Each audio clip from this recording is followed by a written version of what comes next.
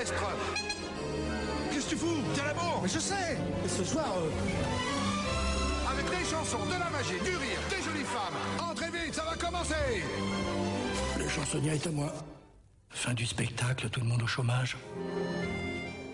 Alors le projet de Faubourg 36 vient des chansons. C'est-à-dire que moi j'ai rencontré un auteur, un grand auteur français, qui n'est pas connu du grand public, qui s'appelle Franck Thomas. Ce Franck Thomas est un monsieur qui a écrit pour toute la France des chansons que tout le monde connaît. Ça va des années 70, des trucs un peu variétés. L'aventura, j'ai la vie que je mène avec toi.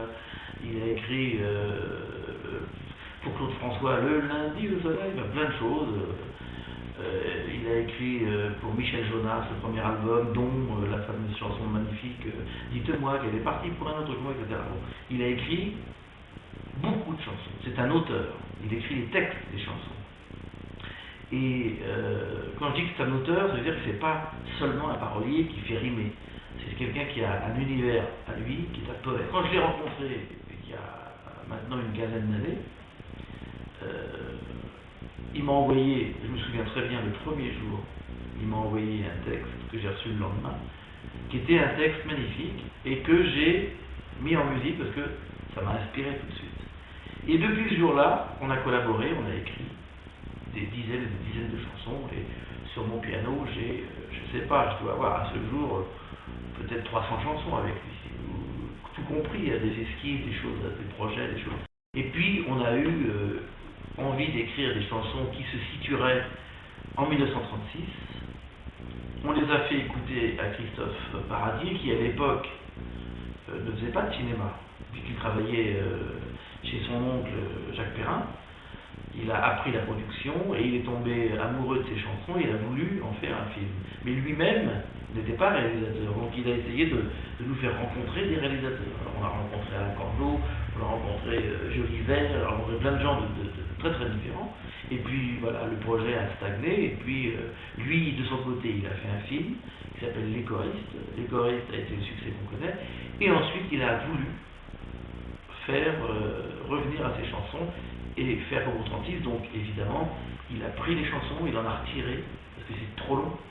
Il nous a demandé d'en réécrire une ou deux qui correspondaient au scénario qu'il écrivait, et évidemment, il a écrit un scénario, et tout ça s'est enclenché, et il a fait le film qu'il a voulu faire. Et ça, je veux dire, grâce à deux choses. Premièrement, au succès des choristes, et deuxièmement, à sa ténacité et à l'envie de vouloir faire un film musical, parce que lui-même étant musicien, il est très proche, la musique occupe une place importante dans son cinéma et dans sa vie. Le fait que Christophe Baratier soit musicien lui-même, puisque c'est un guitariste de haut niveau, guitariste classique, il a un rapport avec la musique qui est exceptionnel. Je veux dire, sa vie est remplie de musique, donc évidemment il accorde une place prépondérante à la musique dans ses films. Je ne crois pas que ce soit le fait qu'il soit musicien. Le dialogue n'est pas plus simple. Il peut même parfois être plus compliqué, justement parce qu'il est musicien. Mais, en tout cas, la grammaire est la même. On parle des mêmes choses. Et non seulement je ne me sens pas trahi, mais au contraire, je me sens récompensé. Parce que c'est quand même rare qu'on amène à un metteur en scène des chansons et que le metteur en scène se dise voilà, écoute, j'ai réfléchi, je vais écrire un scénario et on va faire ce film parce que j'aime ça. Donc les chansons, non. Parfois, évidemment, on a retiré des chansons parce qu'au départ, on en avait plus de 20, nous. Et dans le film, il y en a une dizaine.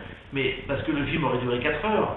Donc à chaque fois, on vous coupe un bras quand on vous retire une chanson qu'on adore et on dit mais celle-là, on n'aimait pas. Bon, bah tant pis, c'est dommage. Bon, donc voilà, mais ça fait partie du jeu, quoi. On ne peut pas mettre toutes les chansons. Et puis on en a raccourci une ou deux, mais encore une fois, c'est pour servir le film. Moi, je suis pas là pour qu'on serve nos chansons, Franck et moi. On est là pour qu'on serve avant tout le film de Christophe.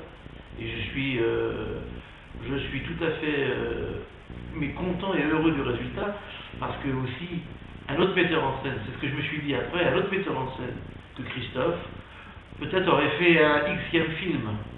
Christophe, c'était son deuxième film, et qui plus est, après Les Choristes. Donc pour lui, je crois qu'il y a mis énormément de lui-même, ce qu'on n'aurait pas forcément fait à l'autre metteur en scène. Donc voilà, je suis évidemment comblé. Les acteurs chantent, mais en ce qui concerne Junio, Cornillac et Cad, l'idée c'était pas qu'ils chantent comme des chanteurs, parce que de toute façon ce sont trois copains qui remontent un théâtre. Donc voilà, ils sont pris dans le truc et ils se mettent à chanter. On leur demandait pas d'être chanteurs, on leur demandait seulement de chanter en mesure, de chanter les notes, ce qui est quand même pas si évident que ça non plus. La seule à qui on demandait d'être chanteuse, c'est Nora Arnezeder, qui a évidemment très très bien chanté et elle, puisque c'est elle qui fait en sorte que le chansonniat tienne debout, il fallait quand même trouver quelqu'un qui chante. Les autres, ils chantent avec leur âme, avec leur cœur, ça fonctionne. Les paroles et les mélodies me tiennent vraiment à cœur. La première fois que je les ai écoutées, je suis tombée amoureuse, vraiment. Ça m'a vraiment donné envie de faire partie de cette aventure. C'est de vrais bijoux. Paris, si je te revois pas dès demain, Paris, je vais mourir de microbes chagrins.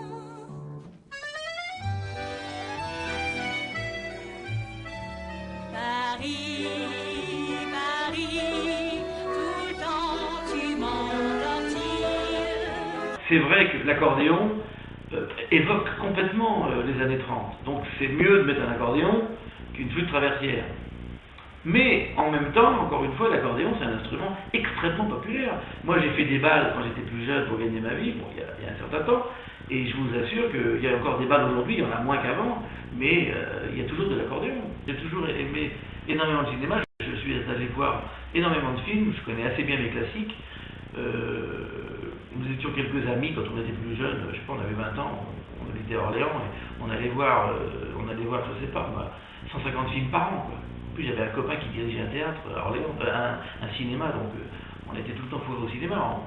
Bon, la cinéphilie est une chose, on peut très bien faire de la musique de film sans être cinéphile, c'est pas, on peut quand même aimer un peu le cinéma, mais je vois pas de rapport entre les deux, il n'y a pas d'adéquation directe entre le fait d'être cinéphile et faire de la musique de film, si c'est votre question. Non, voilà, moi, de toute façon, je vais vous dire une chose, je ne crois pas, quand quelqu'un dit je suis musicien de film, c'est quelque chose qui m'énerve un peu parce que on n'est pas musicien de film, on n'est pas compositeur de musique de film. On est compositeur, on écrit de la musique, et puis on peut travailler sur des films et faire de la musique de film. Et je crois extrêmement important ce conseil que m'a donné un jour Georges Delerue, qui était ne fais surtout pas que de la musique de film. Et je crois qu'il avait raison, il faut faire...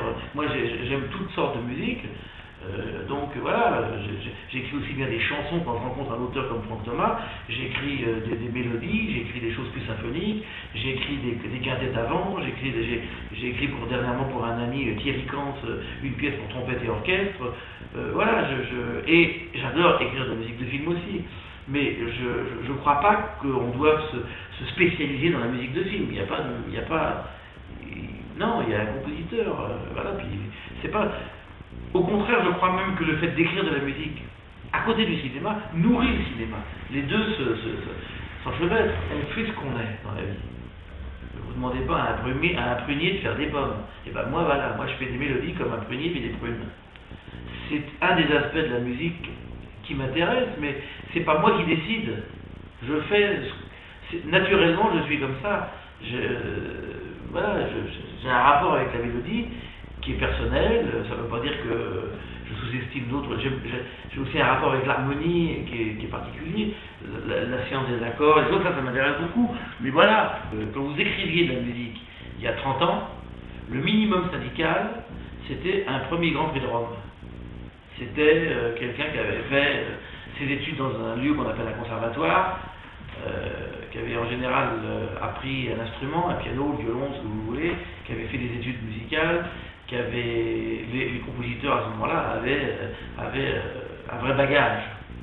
Aujourd'hui, c'est pas qu'il y a moins de gens qui ont ce bagage-là, il y a toujours des gens formidables, il y a des compositeurs extraordinaires qu'on appelle la musique contemporaine, il y a des compositeurs formidables, mais le cinéma a permis à beaucoup de gens qui ne sont pas musiciens du tout, la technique, la technologie a fait que ces gens-là se sont dit, bon, je gratouille la guitare, je vais m'acheter dans le magasin de musique d'en face un peu de matériel, je vais dépenser 15 000 €, et puis je vais pouvoir faire de la musique. Donc, il ne faut pas confondre les gens qui font du son, que je respecte complètement, et des gens qui composent la musique, qui l'écrivent. Composer, c'est quoi? Composer, c'est écrire un thème et déjà le développer, apprendre à le développer, sous toutes ses formes.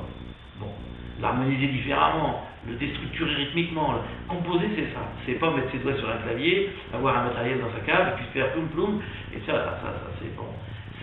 Voilà, c'est pour les compositeurs. Moi, je pense que les compositeurs, pour moi, c'est Maurice Jarre, Georges Delerue, Jean-Claude Petit, Bruno Coulet, sont des compositeurs. Alexandre Desplat. Oui, voilà, c'est des gens qui connaissent leur métier, quoi. Jean-Michel Bernard. Oui, tout à fait, voilà. Bon, j'en oublie plein, mais voilà, j'ai plein de camarades, des gens dont j'écoute les musiques, que je trouve tout à fait formidables. Maintenant, si sur 120 films qui sortent par an, il y a maintenant 118 nouveaux compositeurs, donc évidemment, c'est beaucoup. C'est pour ça qu'encore une fois, je vous dis, la seule manière d'exister au cinéma, c'est de faire de la musique à côté du cinéma, de façon à ce que vous reveniez au cinéma.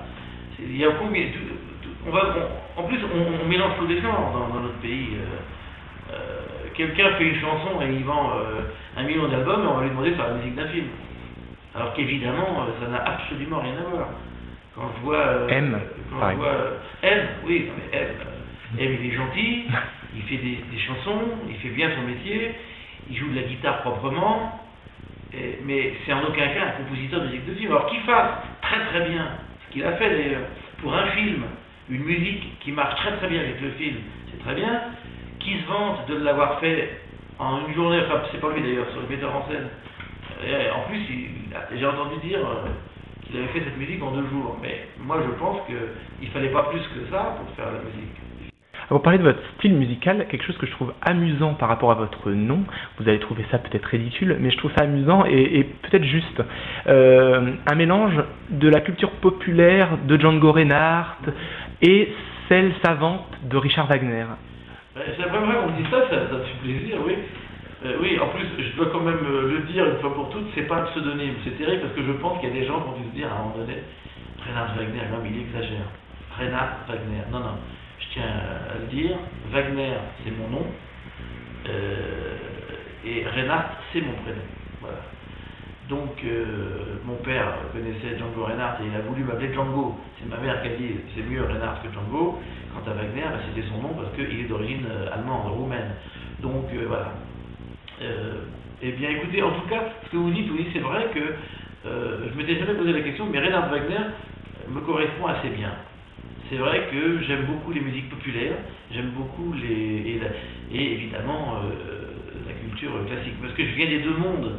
J'ai commencé par faire de la musique comme beaucoup de gens tout seul avec une guitare, j'ai fait de la guitare électrique, je jouais de la guitare électrique à peu près comme M quand j'avais 16 ans, et puis à un moment donné je me suis mis au piano et j'ai travaillé la musique dite sérieuse entre guillemets, j'ai pris des cours de solfège. Et j'ai suivi des cours au conservatoire de musique de Paris, rue de Madrid à l'époque, le grand conservatoire. Donc j'ai toujours eu cette culture un peu hybride, c'est-à-dire des chansons, du jazz et de la musique classique jusqu'à la musique contemporaine. J'ai vraiment cette culture.